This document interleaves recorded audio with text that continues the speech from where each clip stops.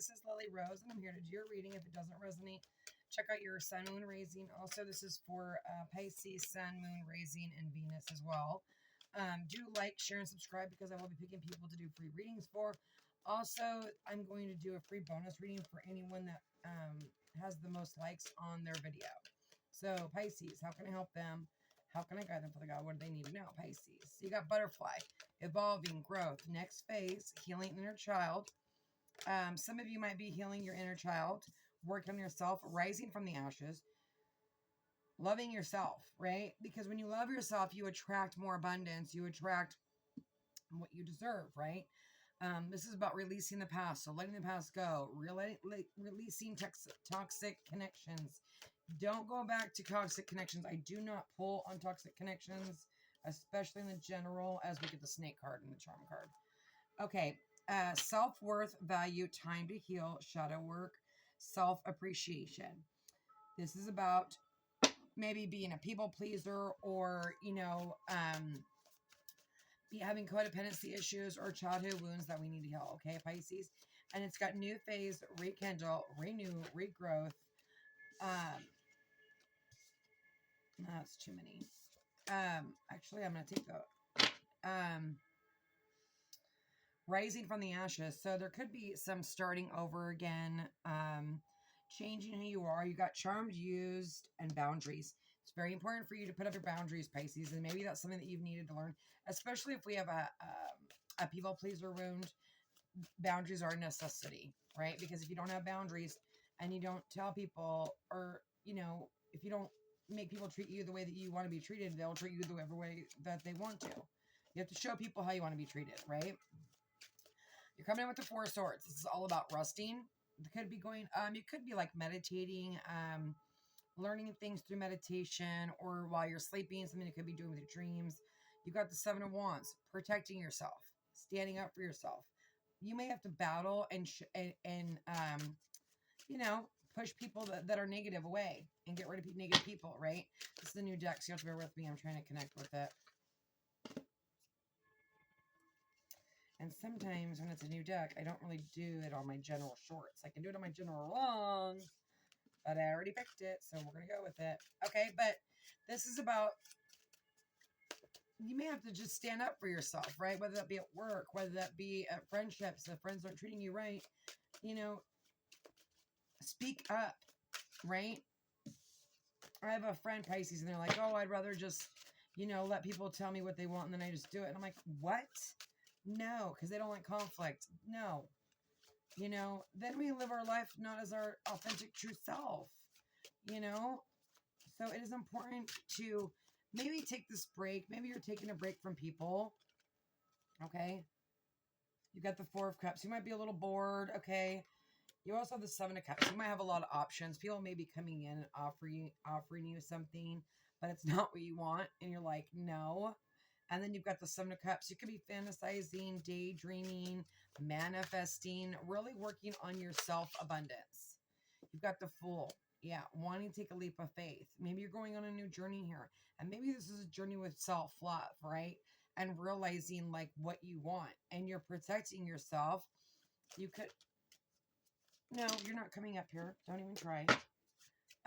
Seven of Wands, please. Clarification on Seven of Wands. It's almost like you're taking a trip down the rabbit hole, right? Some of you may be about to go into dark night of the soul. Some of you may have childhood issues that you're working on, like I said. Spirit could be guiding you somewhere as well, especially with that little cat there. You got the Eight of Cups. This is walking away, again, from people that do not serve you, people that do not treat you properly. These 8 cups, you built them, okay? And it is hard to walk away from, but you can do it, right? The Hierophant. Okay, you got Taurus on the table. You got Aries on the table. I think you could be waiting for some sort of commitment. Be careful that Spirit's not offering you something and you're not seeing it with that Hierophant card. The Three of Cups and the Ten of Wands. What's going on with this Hierophant? Actually, I'm going to pull on all three of them, actually. What's going on with the Seven of Cups? This is fantasy, daydreaming, right? Make sure you're staying grounded, okay? And it's all about boundaries and protecting yourself. The Page of Wands. There's some sort of new passionate beginning. You might be starting like new creative projects. You also may feel very passionate about someone or someone feels very passionate about you, okay? Pisces, this could be either your energy or their energy, right? If you're thinking about somebody, okay?